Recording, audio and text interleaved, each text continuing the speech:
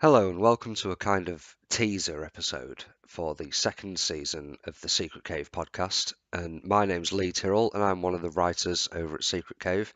We've been really excited about getting into our second season, and we wanted to give it a little bit of time since our first season to let a few things seep in before we get chatting again. But we've got together this little teaser episode which we thought could lead into the main season, which obviously would consist mostly of the three of us talking shit like it did last time. But Ben has been lucky enough to grab himself, that's Ben Brandall, by the way, has been lucky enough to grab himself a fantastic interview with director Andrew DeYoung, who is a fantastic young creative from America, who's got so many things under his belt. It makes him so interesting.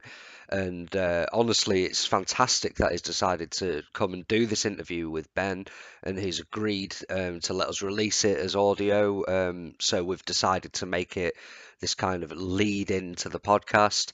Um, and he really is an interesting guy. He's directed several episodes of Man Seeking Woman. He's edited several episodes of The Eric Andre Show for Adult Swim, which is incredibly popular. He's worked with Sarah Silverman all over the place. His own shorts, which he wrote, edited, directed, are brilliant. Things like Brown, Ohio, Shopping.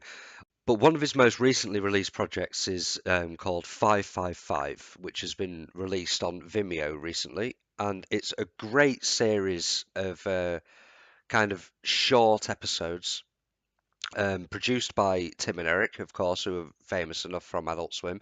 But almost the entire thing is his creation, except for the two main comedians who act in the piece.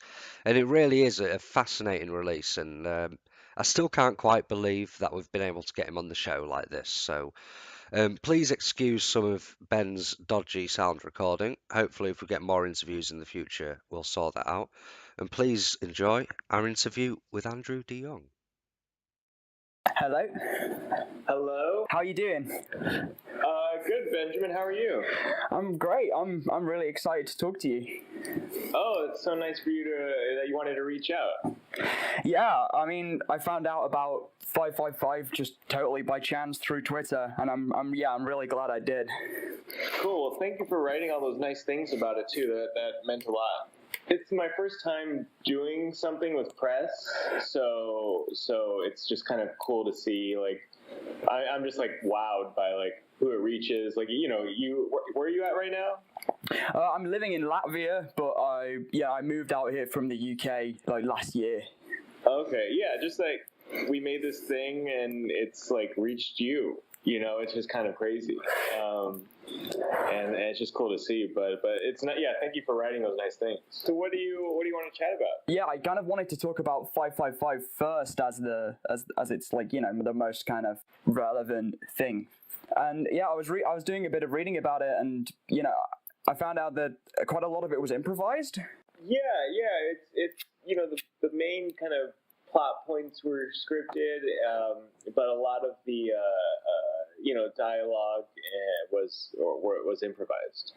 Did you kind of like keep some parts even if they went totally off track, and kind of like it built a new story around the kind of like the spur of the moment thing, or was it kind of totally locked into like a few key events?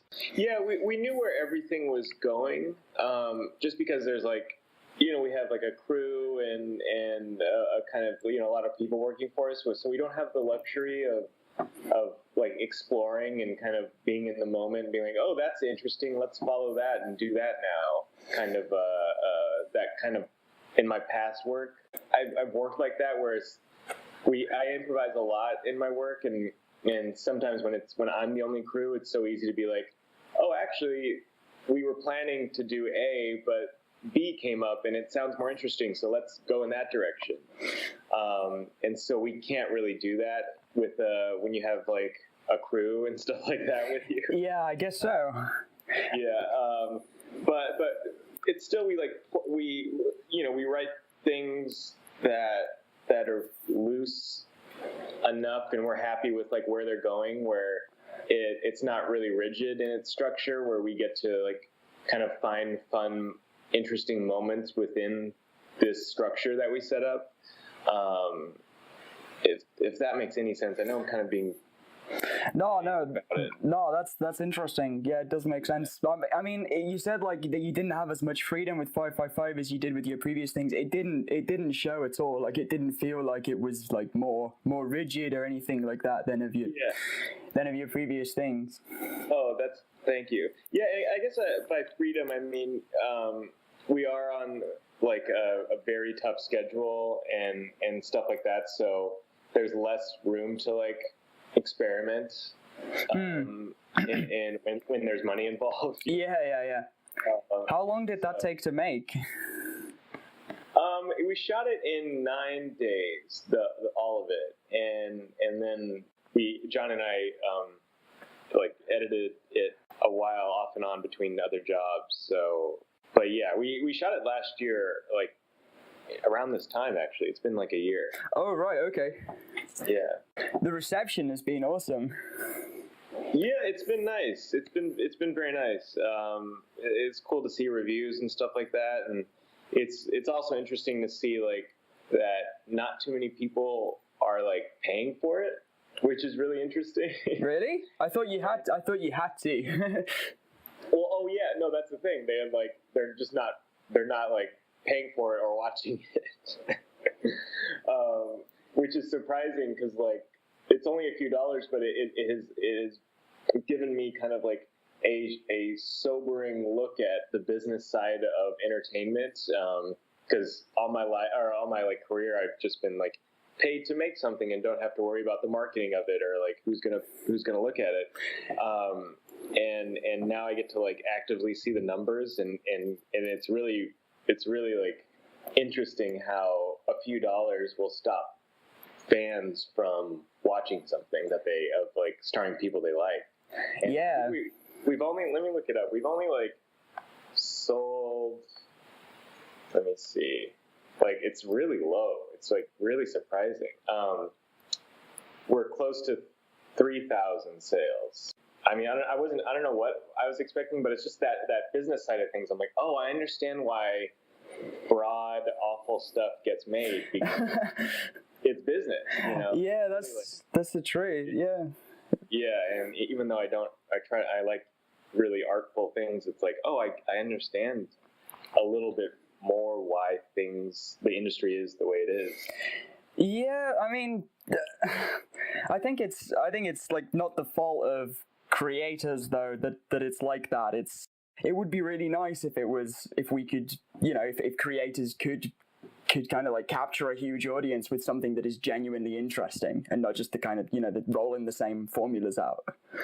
Oh, for sure. And yeah, a lot of those things, they do break through. There's a lot of interesting things out there in the mainstream.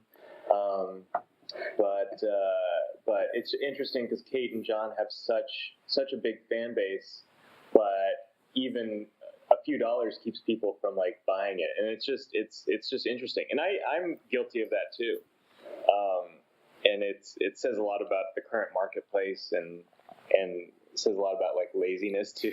Yeah, I mean, I think that a lot of it is to do with people preferring to pay for a subscription with unlimited whatever on there as opposed to a one-off thing. Yeah, we're spoiled. Yeah, for sure. But I think that a lot of exciting stuff is coming out of the Vimeo side of things too.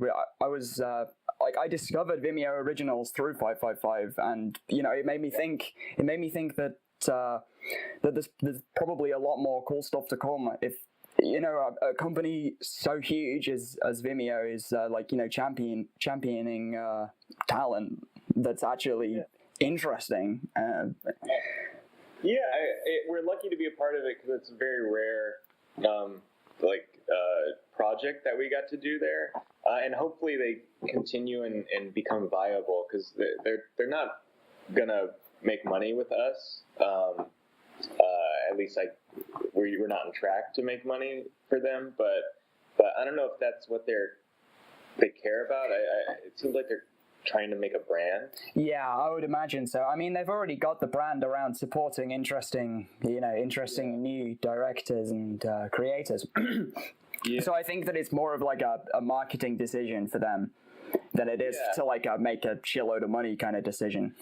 Yeah, I think you're absolutely right. So I think they're in it for the long game, and like ultimately will end up in that subscription world, I hope. I've also been wanting to talk about the other things that you have on Vimeo. Like I was combing through your back catalog on there, and yeah, I was watching through. Like Ohio really stuck out to me, and like these ones that were kind of like they had the interactions between like people that were seemingly unaware of what was going on, and actors, and I just think that that's absolutely awesome. Like I love things like that, things that kind of like bend like the perception of reality. And yeah. Oh, thank you. Yeah.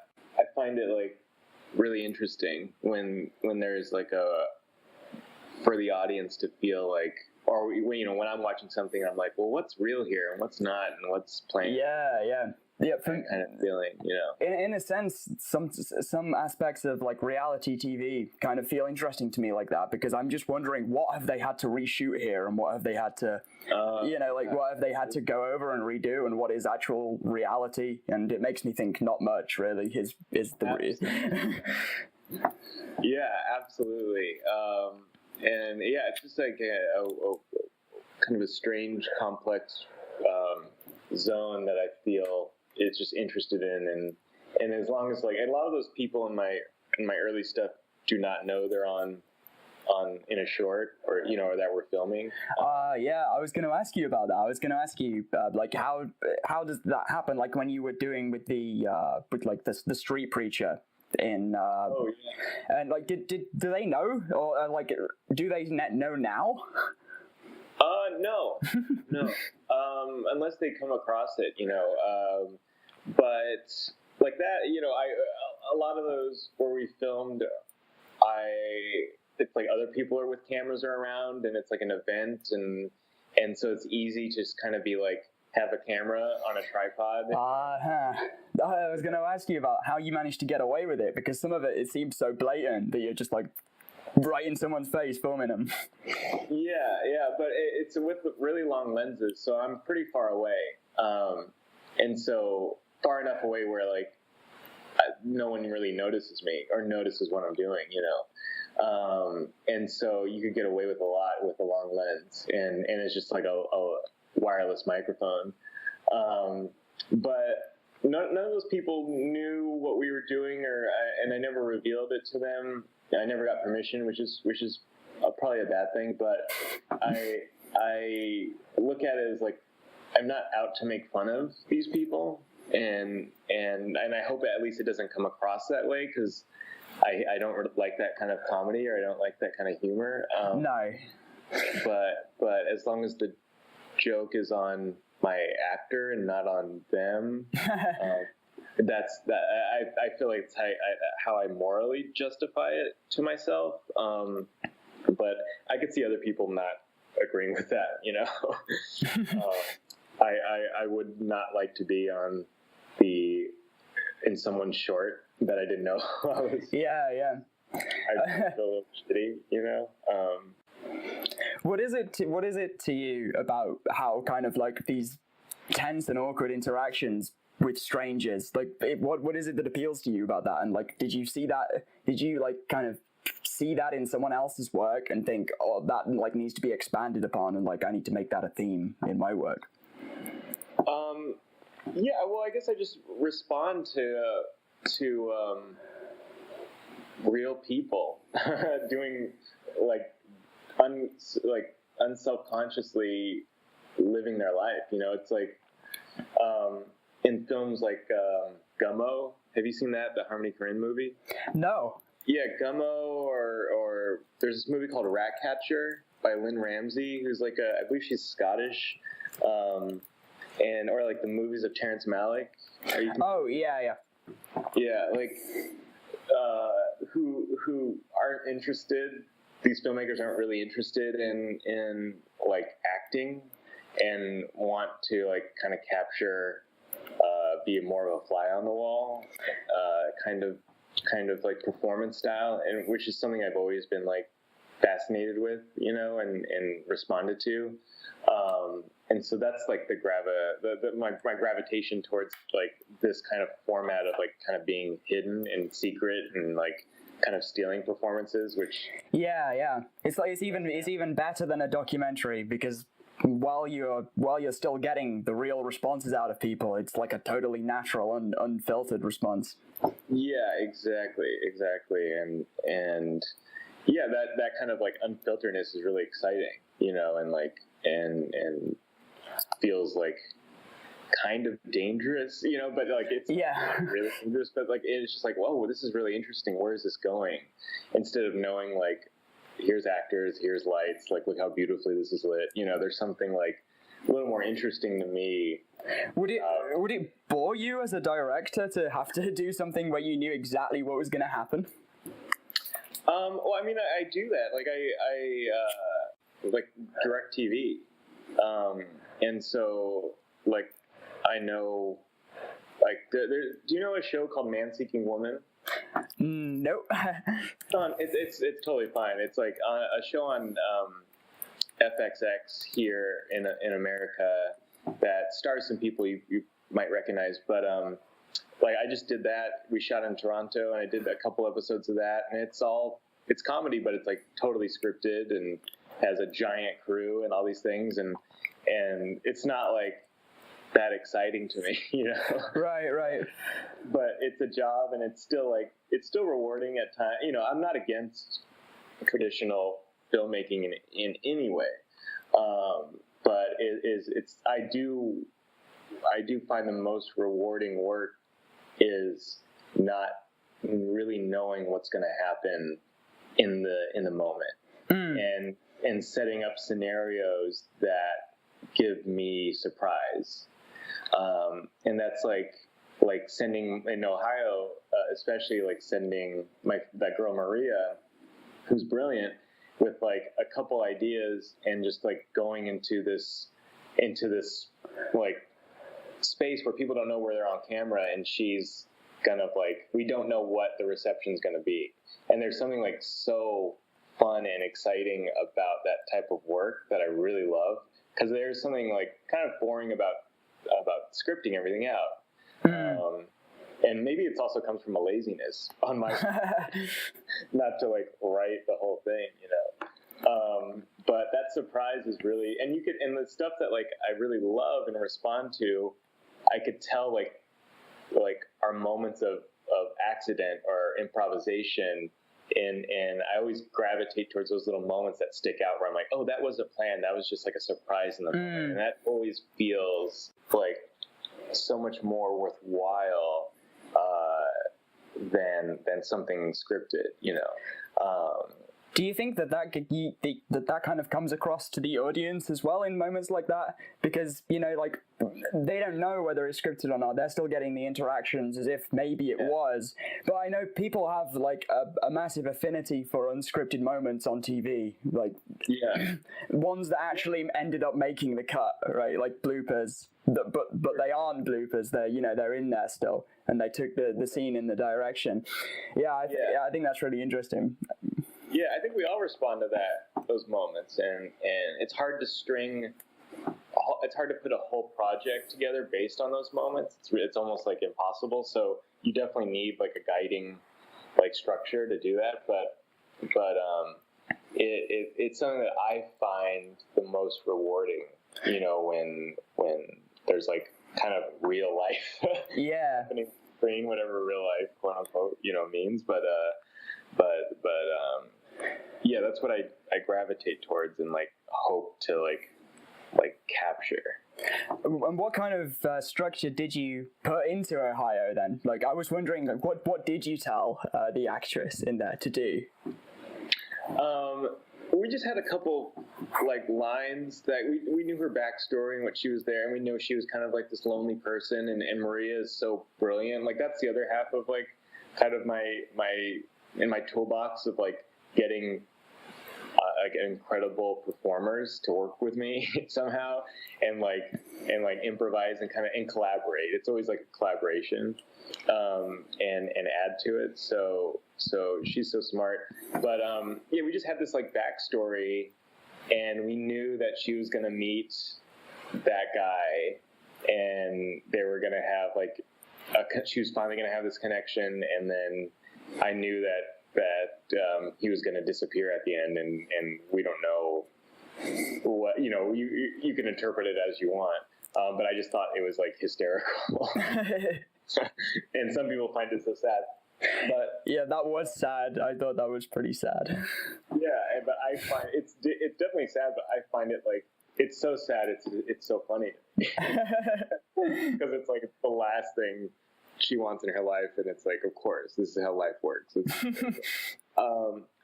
But I mean, that's simply it. It's just like that structure. Like, we knew we were kind of doing these beats, and it was just me on camera, and like I was the only crew, and it was Maria, and then when that guy Tony, who's brilliant, came in, it was just us, like driving around, being like, okay, how about we shoot a scene where you guys are sitting here, like, kind of getting to know each other and like eating burgers. Yeah. Kind of talk about it, and we shoot a lot, and then I like pick the stuff that works, So it's very loose, and no one. All we're spending is our time. So it's like there's no weight of like of a budget on our shoulders. We're not renting anything. Like, I own all my own equipment, so it's really nice to just be able to experiment in that world, Yeah. Yeah, you said that you liked how it was how the ending in Ohio was so sad, but it seems like you gravitate towards comedy a lot, or kind of comedy, or kind of the comedy of everyday life and kind of tense situations and unlikely interactions and that kind of thing. Do you see yourself doing anything unintentional, or at least like not intentionally comedy? Oh sure, yeah. I mean, I like everything.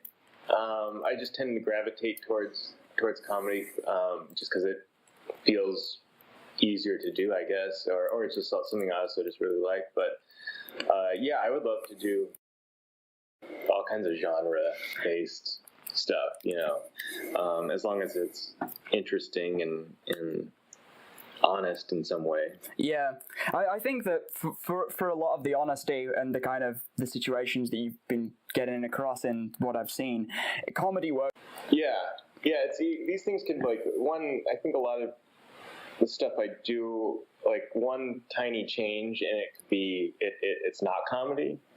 It could be like that Ohio short could easily be not funny. It could be like not like a failed comedy, but it could be like just a kind of a serious movie.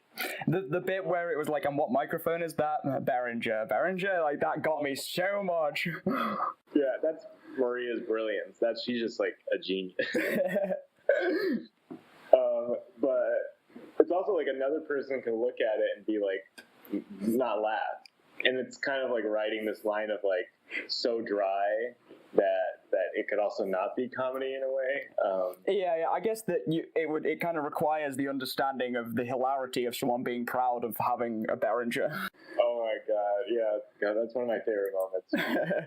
I can't take credit for that. That's her brilliance. Did you watch a lot of like VHS tapes from the 80s and 90s for the inspiration for some of your earlier stuff? Oh yeah. Well, I mean, growing up in the 90s and was like, that aesthetic and that nostalgia for that time is important, to me. And I'm not interested in it anymore, but yeah, there was a time where I like would go to like thrift stores and buy a bunch of like VHSs and look at stuff and try to make stuff out of them. Did you use found footage like from them? Oh yeah, like that. Did you see the breasts one? The woman about like giving like breast exams. No, I was thinking about this because I was watching the Channeling You're in a Blonde. Oh yeah, that one. Yeah. And like some of the bumpers as well, they seemed like. Oh yeah, no, those are heavily like. I mean, I put a lot of those like through VHS machines. Oh really? Oh nice. I wondered if that was like some just like software or whether that was actual like destruction through VHS. Yeah, that's analog. Like I would make it, edit it, and then record it to VHS, then digitize it back.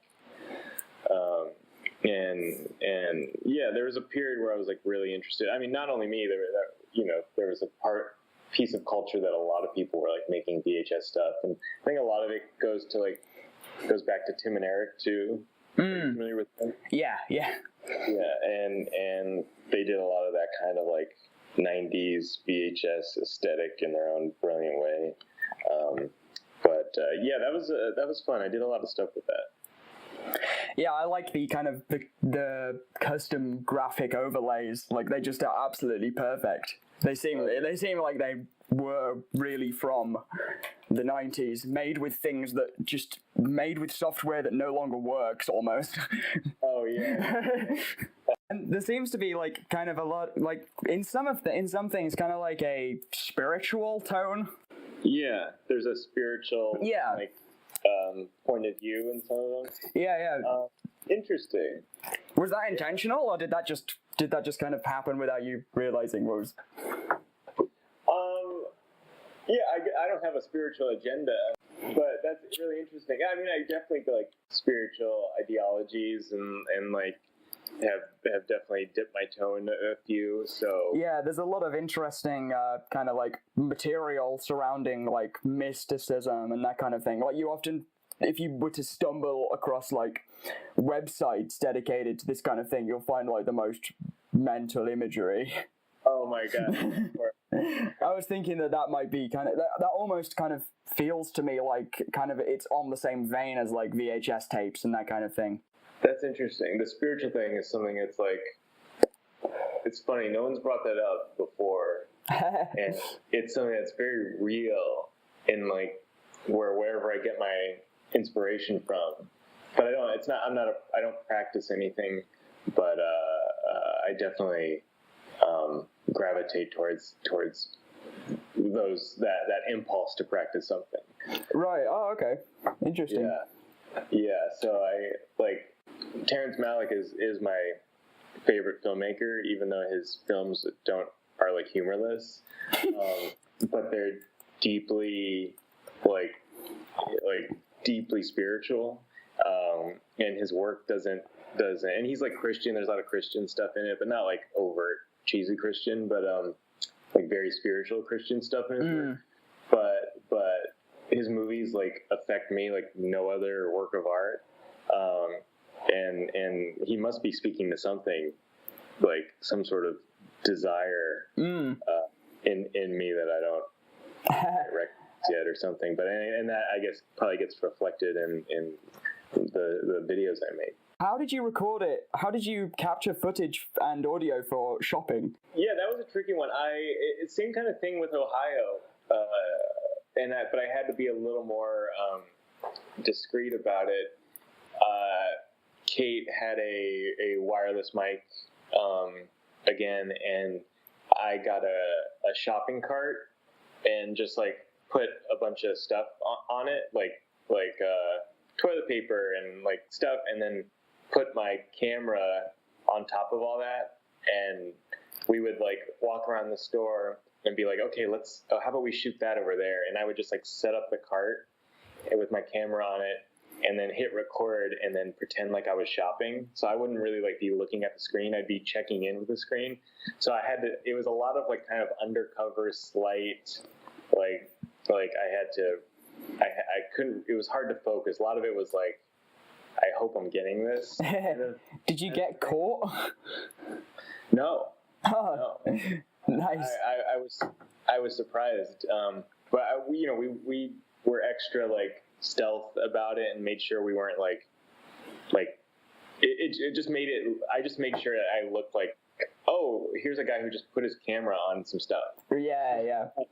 And everyone's kind of preoccupied with like buying. Yeah, So getting deals. they're really like, they're also not expecting like anyone to be shooting a short film in there. And so people would like look at my camera, but they'd be like, oh, who cares, whatever. People carry cameras all the time.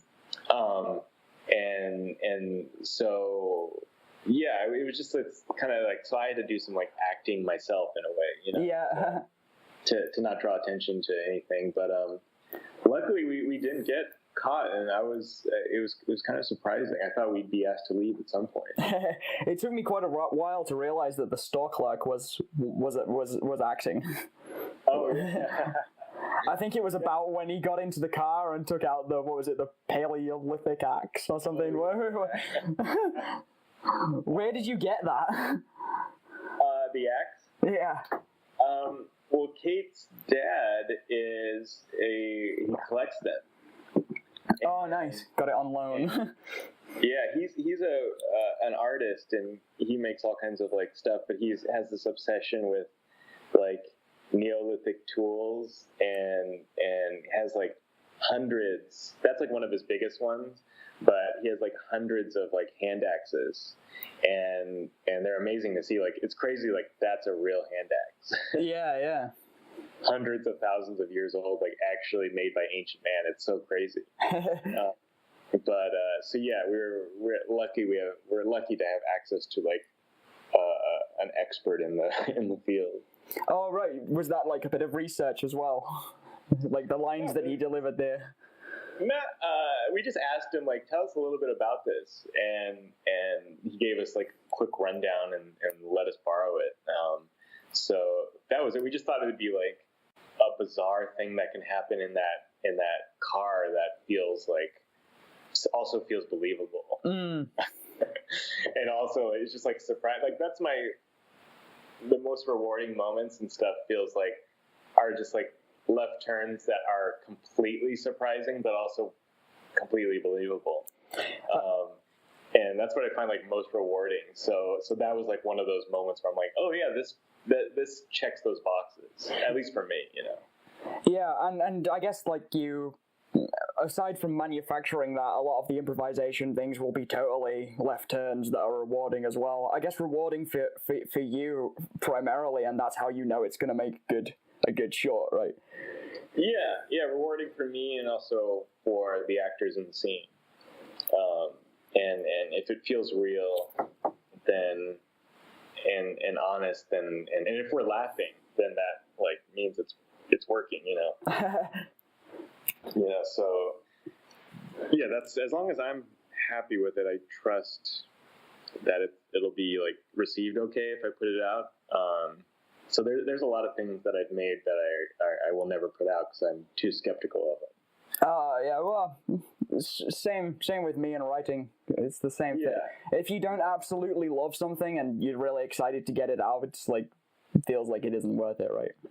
Yeah, it's just part of the artistic process, I guess. But where did you get the inspiration for Passport to Adventure from? I watched that and thought I don't think I've even seen anything that that this is parodying. No, it's in America.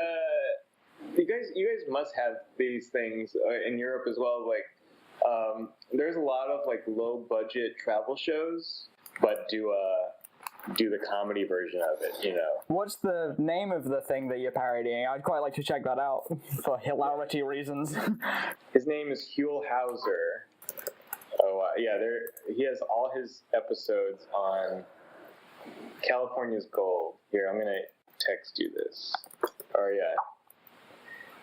Yeah, so that's like an archive of all his stuff. And a lot of it, honestly, is like so boring. I guess that if he did this for a long time, you would run out of places. That's the thing. Like, he goes to places that like no one cares about. and so there is like a quality of like humor, accidental humor. Yeah. And he's really sincere, and he's a lovable person, and I always like watch his episodes with like 1 foot in like actual genuine interest and 1 foot of like, this is so silly and funny, you know. And so that's where that came from. And there's like other like PBS and travel show like series that they do that are that are kind of inspiration, but this is more it was like kind of an experiment, like, oh, let's try to do this like presentational thing that falls apart and Did you plan for it to fall apart over wine? No, actually, we planned for it to, like, we thought we wouldn't be able to shoot in there, and we thought that there were going to be like no cameras or no filming, and we started to shoot expecting like they were going to be like, hey, can you guys not film here? And we were just going to like do that a bunch of times, and but no one stopped us, and then we realized we can. It's like totally allowed to shoot. So you had to like contrive a way that they would kick you out without being too obnoxious. Yeah, and so I had a coffee cup, and the guy was like, "Sorry, no drinks allowed," and we're like, "Oh, okay." Good. Yeah, and so we just bought some white wine, and so that's purely like kind of that moment of like being present and like being able to like roll with what you have and what to work with and stuff, and like and not being weighed down by like by crews and equipment and stuff like that, and just being able to just have fun and chase the funny thing in the moment. Do you prefer that to having something with like something less flexible, but like maybe with more like backing behind it? Do you prefer like doing it all yourself? Ideally, I get to do like that travel show thing and get paid for it, and that's like the goal. But yeah, everything that I hope to make, I want to have that kind of flexibility, because it is like I directed a lot of TV last year, and I do feel a like kind of very constricted at times when there's something more exciting that comes up, and you have to that like changes the story, but just like something more exciting that comes up, but everyone is more concerned with getting what's on the page. And it's like, if I'm hired to get what's on the page, that's fine, but it's not what I find the most rewarding. So ideally, with all my projects, I want to create an environment that allows us to turn left at the drop of a dime if we find something more exciting. It's hard to do at times, to create that kind of environment and that flexibility with the crew and stuff like that. And there's so many walls that you have to jump over in terms of permits and getting releases and stuff. So it's tricky once there's money involved. And so are you working on projects in the future that give you that freedom? Yeah, like I'm writing TV stuff and feature film stuff that that I would be in charge of, but yeah, like the goal is always to like be flexible. And I'm also like going out for like later today, I have an interview for just to direct some episodes for TV, and these are purely like I want to do them, and it's fun, and it like gives me like good experience to be on sets with like a lot of like crew and production and money behind it. It's like really like helpful, and also gives me like it helps me figure out how to do the same thing with a lot less and be a lot more flexible. But yeah, the goal is to not have any not be strict, when you shoot. And that's why I love like Terrence Malick, because like I don't know how much you know about him, but he like almost shoots his films with no script, and they just like shoot and he is so flexible, and he's like looking for, I want to just do things like him, because he's looking for like honest moments, and he's constantly like throwing his actors into situations where they don't know what to expect, or like he's constantly throwing them lines, and the crew is like super small and on Steadicam, and like they could walk down the street if they want to, or like So it's like that is just so exciting to me, like that discovery, and looking for surprise. It's like, it's like such a breath of fresh air. Yeah. That's definitely what the stuff that I've seen from you's felt like. It's why I was so excited to write up about it and to go back and watch through. And I'm excited to find out what's next. I mean, I have no idea.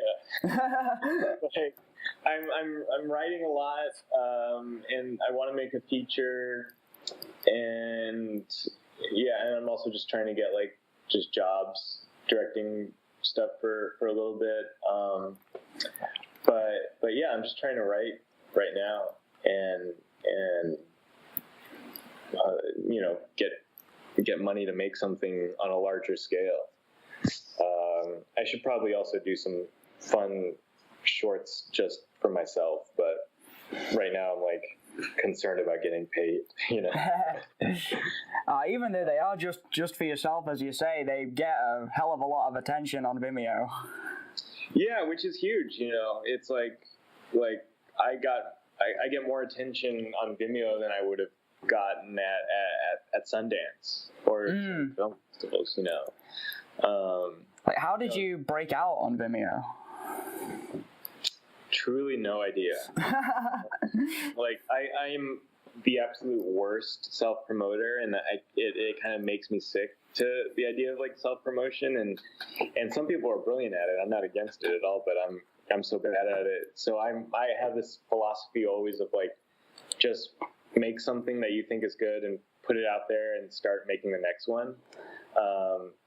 And luckily Vimeo sniffed it out somehow. I don't know how their attention came to it, but they found it and put their stamp on it. And then immediately it gets like exposed to all these people, and it's so like rewarding to be able to like, oh wow, look at all these people who saw this thing I made. Yeah, that's awesome. And so I'm super thankful to them and super lucky to have their championing behind me. It's like unbelievably helpful. They must have pretty big teams of people combing through the submissions. Yeah, they have like they have a lot of people over there. I don't know exactly how they choose stuff or what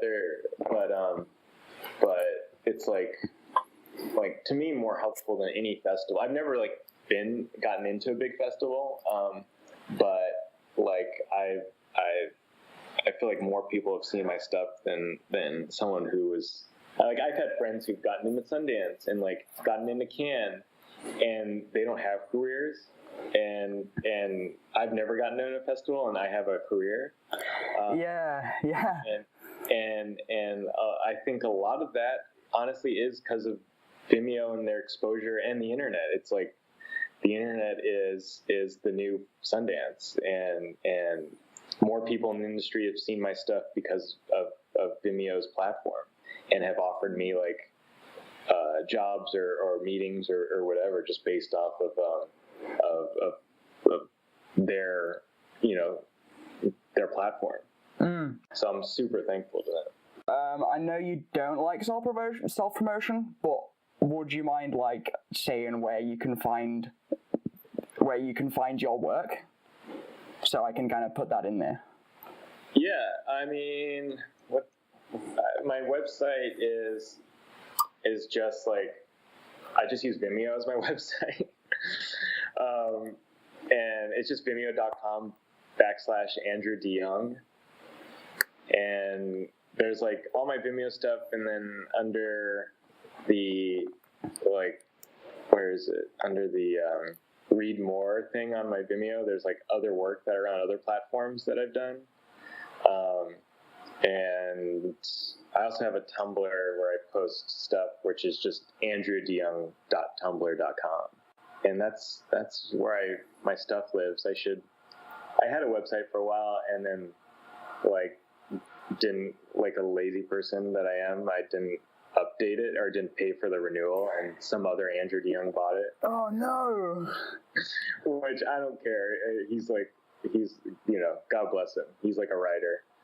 He's writing youth fiction. What is it? Young adult fiction. Oh right, okay. And I'm not again, but it's just funny. Like he has it now. But yeah, so those are my two websites. That's all I need, I think. I hope.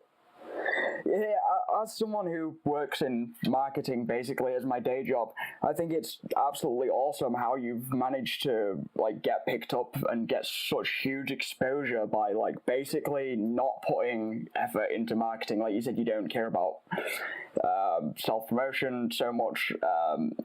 It just happened by chance. That's crazy. I guess it just speaks to the value of your work as opposed to the value of your marketing abilities.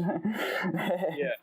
I mean, luck is also a huge part of things. You know, at least it feels like luck and just chance and roll the dice and stuff. But yeah, I definitely like have seen on Facebook and stuff like my peers make mediocre videos and promote the hell out of them, and I find like that's always turned me off so deeply.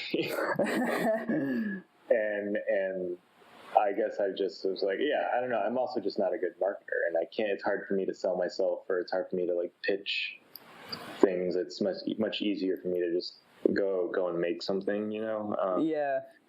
But I've been just extremely lucky to get attention from people, or just viewers and interested people like you. You know, it's really nice that for you to like reach out, that kind of thing. Yeah. I was worried that you'd look at it and then be like, what the fuck's this? No.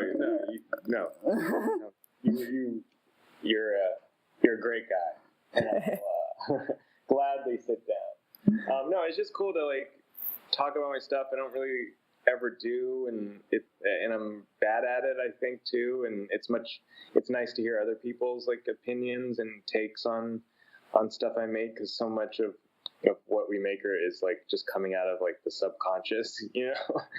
Yeah. It's hard to articulate like where the hell or why the hell I do something, or you know, why we make things.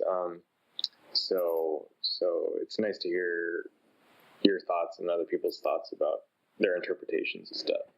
Absolutely, and I'll try and do a bit of the promotion for you, so you don't have to. Oh, that's nice. All right, awesome. Thanks so much for taking the time. Oh my God, yeah. Thanks for asking me. It's really nice. Let me know if you have any other thoughts or questions, and definitely keep in touch. I guess I will send you over a copy of the audio. I don't know if you'll want to listen to it or just be like, yeah, it's probably fine, but yeah, I don't want to listen to it because I hate hearing my own voice. Yeah, same. That's why it's going to be a pain to listen back and edit. But I trust you. I didn't say anything too scandalous, I don't think so. But no, it's been a pleasure, and yeah, definitely keep in touch, and we'll talk soon. Yeah, definitely. I'll cover the next release. For sure. Yeah, sounds good. All right, thank you very much. Cool. Thanks, Benjamin. I'll talk to you soon. Bye. Bye-bye. Okay, so that was our first Secret Cave interview with Andrew DeYoung, who is just an awesome guy, such a good sport and great creative. We're so glad to have him on the show, and we really appreciate it. So thanks very much if he happens to listen back to this, although he said that he wouldn't. As I'd like to just say one last time, we know that Ben's sound recording was a little bit dodgy. He's never done anything like this before, and it's a learning experience. And hey, maybe next time I'll do it, and we never know. It could be a little better, couldn't it? We should be coming back with the first proper full-on episode of the three of us next weekend, and we'll be going on with the second series from there. And we've got all kinds of ideas of things we're going to do for it, and there should be a few new features and new ideas. So hopefully you'll come along for the ride, and see you soon. Make sure to go over to secretcave.co, where we do all of our writing and what really kind of hosts this podcast. So thanks very much, and make sure to go out and check out Andrew DeYoung's stuff as well. Please do, because it really is worth your time. So bye for now, and hopefully see you on the next episode.